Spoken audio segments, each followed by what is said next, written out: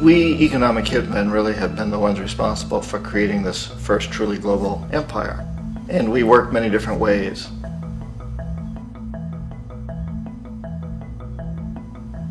But perhaps the most common is that we will identify a country that has resources our corporations covet, like oil, and then arrange a huge loan to that country from the World Bank or one of its sister organizations.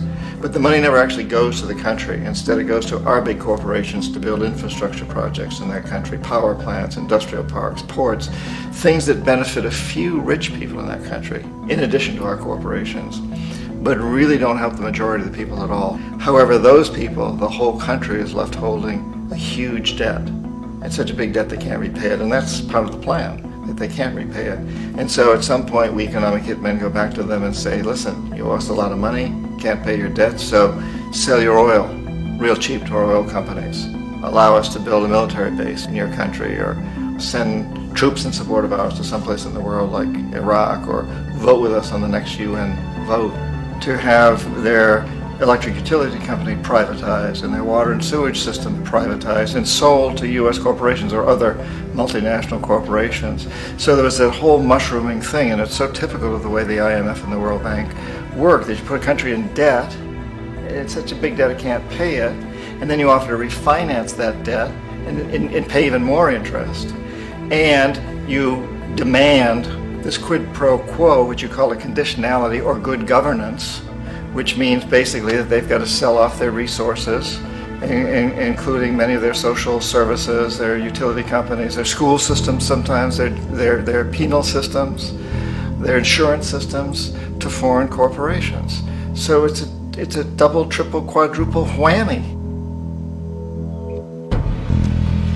The precedent for economic hitmen really began back in the early 50s when democratically elected Mossadegh, who was elected in Iran, he was considered to be the hope for democracy in the Middle East and around the world. He was Time Magazine's Man of the Year. But one of the things that he'd run on and began to implement was the idea that foreign oil companies needed to pay the Iranian people a lot more for the oil that they were taking out of Iran. The Iranian people should benefit from their own oil. Strange policy. We didn't like that, of course. But we were afraid to do what we normally were doing, which was to send in the military. Instead, we sent in one CIA agent, Kermit Roosevelt, Teddy Roosevelt's relative. And Kermit went in with a few $1 million and was very, very effective and efficient. And in a short amount of time, he managed to get Mossadegh overthrown and brought in the Shah of Iran to replace him, who always was favorable to oil. And it was extremely effective. Mobs overflow Tehran. Army officers shout that Mossadegh has surrendered and his regime as virtual dictator of Iran is ended. Pictures of the Shah are paraded through the streets as sentiment reverses. The Shah is welcomed home. So back here in the United States, in Washington, people looked around and said, wow, that was easy and cheap. So this established a whole new way of manipulating countries, of creating empire. The only problem with Roosevelt was that he was a card-carrying CIA agent, and had he been caught, the ramifications could have been pretty serious. So very quickly at that point, the decision was made to use private consultants to channel the money through the World Bank or the IMF or one of the other such agencies, to bring in people like me who worked for private companies, so that if we got caught, there would be no governmental ramifications.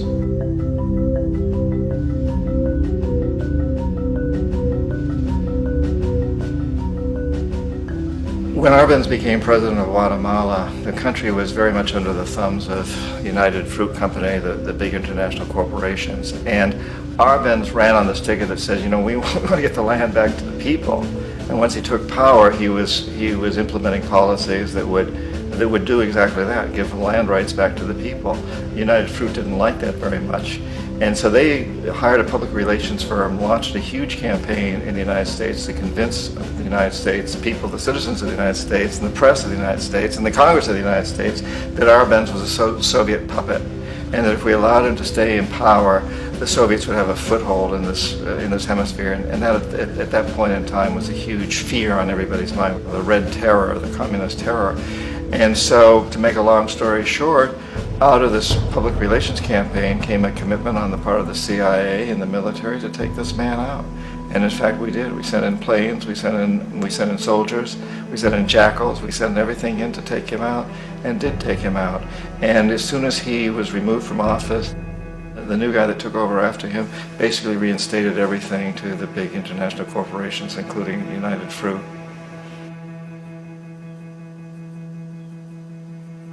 Ecuador for many, many years had been ruled by pro-US dictators, often relatively brutal. Then it was decided that they were going to have a truly democratic election. Jaime Roldos ran for office, and his main goal, he said, as president would be to make sure that Ecuador's resources were used to help the people. And he won, overwhelming, by more votes than anybody had ever won anything in Ecuador. And he began to implement these policies to make sure that the profits from oil went to help the people. Well, we didn't like that in the United States. I was sent down as one of several economic hitmen to change Roldos, to corrupt him, to bring him around, to let him know, okay, you can get very rich, you and your family, if you play our game, but if you continue to try to keep these policies you've promised, you're going to go. He wouldn't listen. He was assassinated. As soon as the plane crashed, the whole area was cordoned off. The only people allowed in were U.S. military from a nearby base and some of the Ecuadorian military. When an investigation was launched, two of the key witnesses died in car accidents before they had a chance to testify. A lot of very, very strange things that went on around the assassination of Jaime Roldos. I, like most people who've really looked at this case, have absolutely no doubt that it was an assassination. And of course, in my position as an economic hitman, I was always expecting something to happen to Jaime, whether it be a coup or assassination, I wasn't sure, but that he would be taken down because he was not being corrupted. He would not allow himself to be corrupted the way we wanted to corrupt him. Omar Torrijos, president of Panama, was one of my favorite people. I really, really liked him. He was very charismatic. He was a guy who really wanted to help his country. And when I tried to bribe him or corrupt him, he said, look, John, he called me Juanito. He said, look, Juanito, I don't need the money. What I really need is for my country to be treated fairly. I need for the United States to repay the debts that you owe my people for all the destruction you've done here. I need to be in a position where I can help other Latin American countries win their independence and be free of this terrible presence from the north that you people are exploiting us so badly. I need to have the Panama Canal back in the hands of the Panamanian people. That's what I want. And so, leave me alone. Don't try to bribe me. It was 1981, and in May, Jaime Roldos was assassinated. And Omar was very aware of this. Torrijos got his family together and he said, I'm probably next, but it's okay because I've done what I came here to do. I've renegotiated the canal. The canal will now be in our hands. He just finished negotiating the treaty with Jimmy Carter. In June of that same year, just a couple of months later, he also went down in an airplane crash, which there's no question was executed by CIA-sponsored jackals. Tremendous amount of evidence that one of Torrijos' security guards handed him at the last moment as he was getting on the plane a tape recorder, a small tape recorder that contained a bomb.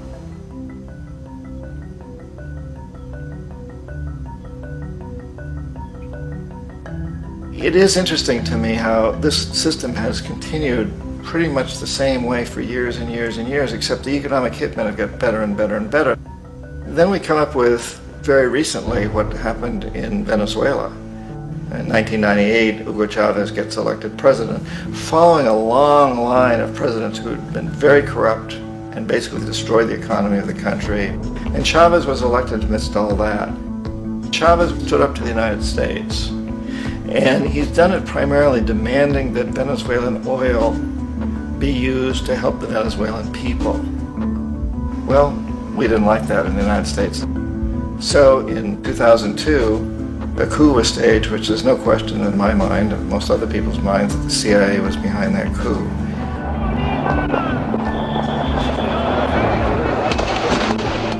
The way that that coup was fomented was very reflective of what Kermit Roosevelt had done in Iran, of paying people to go out into the streets to riot, to protest, to say this Chavez is very unpopular.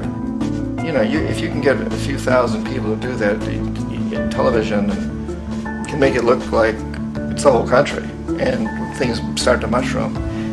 Except in the case of Chavez, he was smart enough, and the people were so strongly behind him that they overcame it, which was a phenomenal moment in the history of Latin America.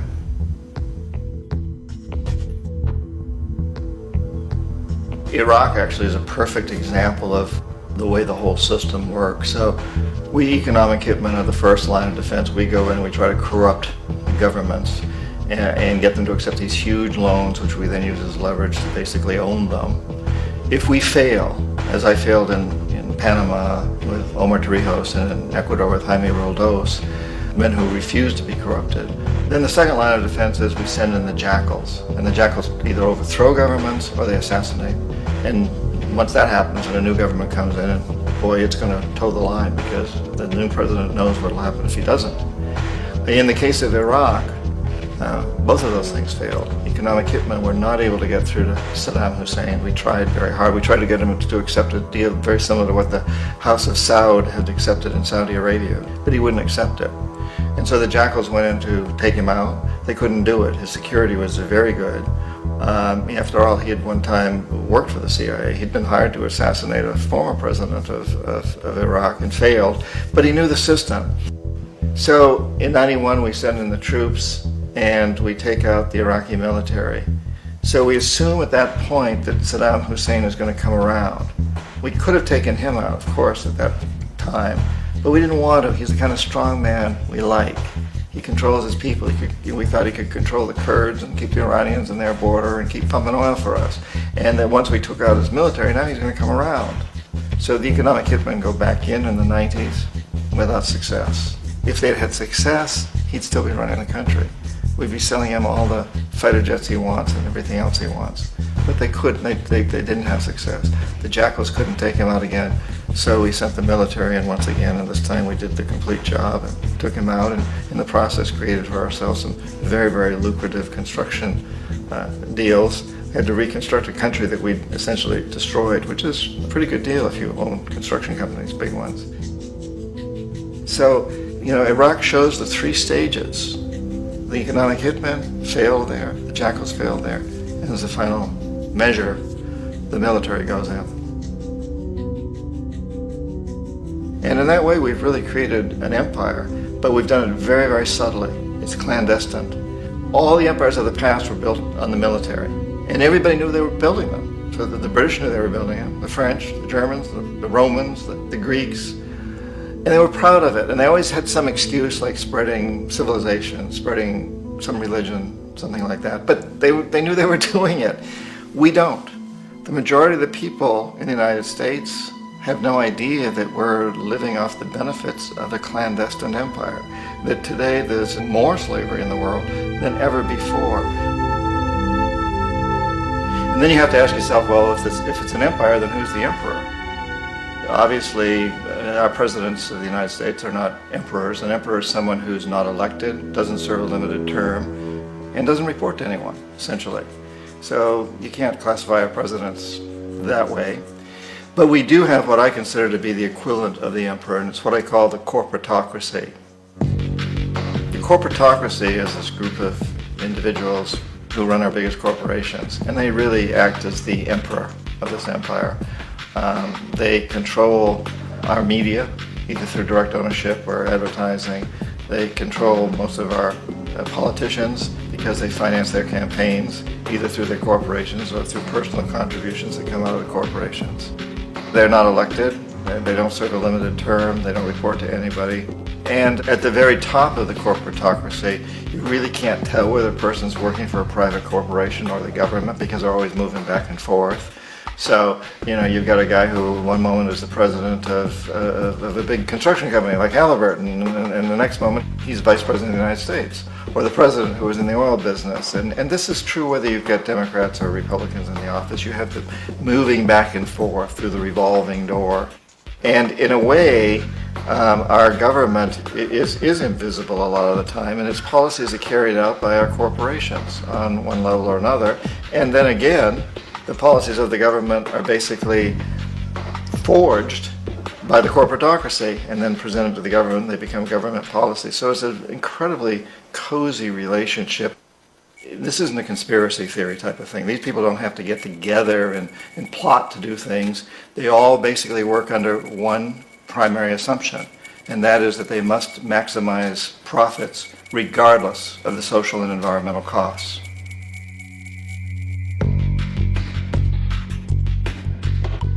This process of manipulation by the corporatocracy through the use of debt, bribery, and political overthrow is called globalization.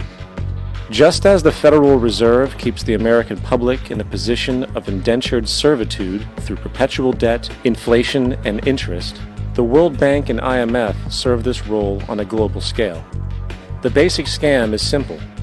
Put a country in debt either by its own indiscretion or through corrupting the leader of that country, then impose conditionalities or structural adjustment policies, often consisting of the following. Currency devaluation. When the value of a currency drops, so does everything valued in it. This makes indigenous resources available to predator countries at a fraction of their worth. Large funding cuts for social programs. These usually include education and healthcare, compromising the well-being and integrity of the society, leaving the public vulnerable to exploitation. Privatization of state-owned enterprises. This means that socially important systems can be purchased and regulated by foreign corporations for profit. For example, in 1999, the World Bank insisted that the Bolivian government sell the public water system of its third largest city to a subsidy of the U.S. corporation Bechtel. As soon as this occurred, water bills for the already impoverished local residents skyrocketed. It wasn't until after a full-blown revolt by the people that the Bechtel contract was nullified. Then there is trade liberalization, or the opening up of the economy through removing any restrictions on foreign trade. This allows for a number of abusive economic manifestations, such as transnational corporations bringing in their own mass-produced products, undercutting the indigenous production and ruining local economies. An example is Jamaica, which, after accepting loans and conditionalities from the World Bank, lost its largest cash crop markets due to competition with Western imports. Today, countless farmers are out of work, for they are unable to compete with the large corporations. Another variation is the creation of numerous seemingly unnoticed, unregulated, inhumane sweatshop factories, which take advantage of the imposed economic hardship. Additionally, due to production deregulation, environmental destruction is perpetual, as a country's resources are often exploited by the indifferent corporations while outputting large amounts of deliberate pollution. The largest environmental lawsuit in the history of the world today is being brought on behalf of 30,000 Ecuadorian Amazonian people against Texaco, which is now owned by Chevron. So today it's against Chevron, but for activities conducted by Texaco. Estimated to be more than 18 times what the Exxon Valdez dumped into the coast of Alaska. In the case of Ecuador, it wasn't an accident. The oil companies did it intentionally. They knew they were doing it to save money out there rather than arranging for proper disposal. Furthermore, a cursory glance at the performance record of the World Bank reveals that the institution, which publicly claims to help poor countries develop and alleviate poverty, has done nothing but increase poverty and the wealth gap, while corporate profits soar.